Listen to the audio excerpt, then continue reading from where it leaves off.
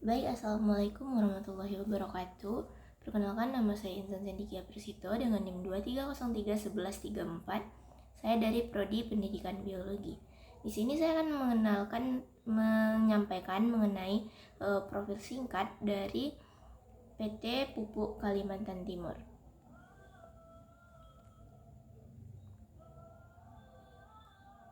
Yang mana PT Pupuk Kalimantan Timur itu atau yang dikenal juga dengan PT Pupuk Kaltim adalah produsen pupuk urea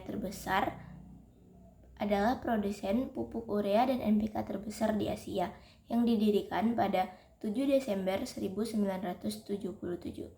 Perusahaan itu berawal dari rencana pembangunan pabrik pupuk terapung yang dikelola oleh Pertamina. Kemudian pengelolaannya itu diserahkan kepada Departemen Perindustrian berdasarkan keputusan Presiden nomor 43 tahun 1975 dan nomor 39 tahun 1976. Maka dari itu, pada tahun 2012, PKT menjadi anak perusahaan dari PT Pupuk Indonesia Persero. Yang mana PT Pupuk Kaltim ini memiliki 13 pabrik, termasuk 5 pabrik amonik dengan kapasitas 2,74 juta ton per tahunnya, dan 5 pabrik urea dengan kapasitas 3,43 juta ton, dan 3 pabrik NPK dengan kapasitas 300.000 ton per tahunnya. Selain itu, perusahaan ini juga memiliki fasilitas pendukung seperti boiler batu bara yang berkapasitas 560 ton setiap per jam, 6 gudang berkapasitas 315.000 ton, 6 dermaga, dan tangki amonia yang berkapasitas 102 ton. Kantor pusatnya itu terletak di Kalimantan Timur.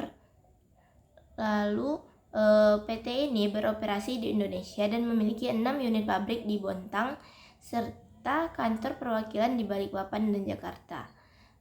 Perusahaan ini bergerak di bidang produksi pupuk dan amonia dengan pendapatan senilai 26.327 triliun dengan laba bersih sekitar 6.229 triliun.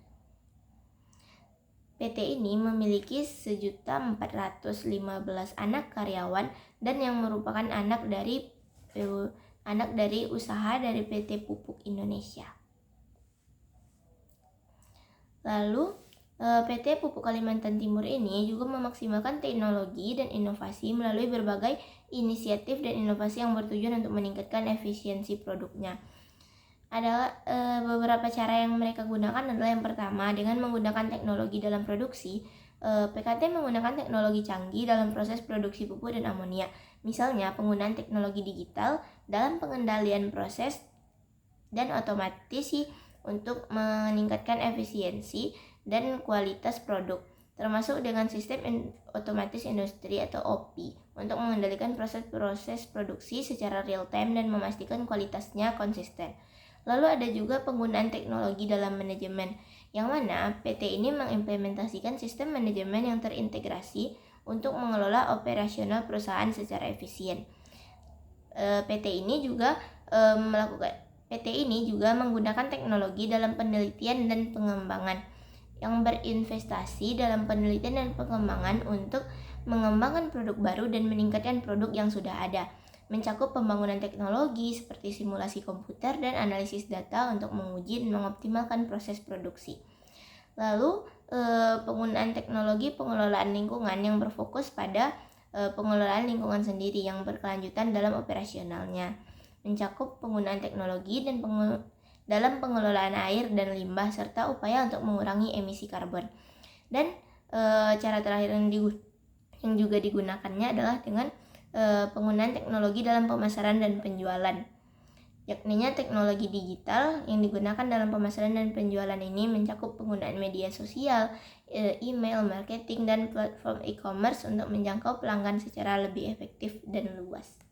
Terima kasih. Assalamualaikum warahmatullahi wabarakatuh.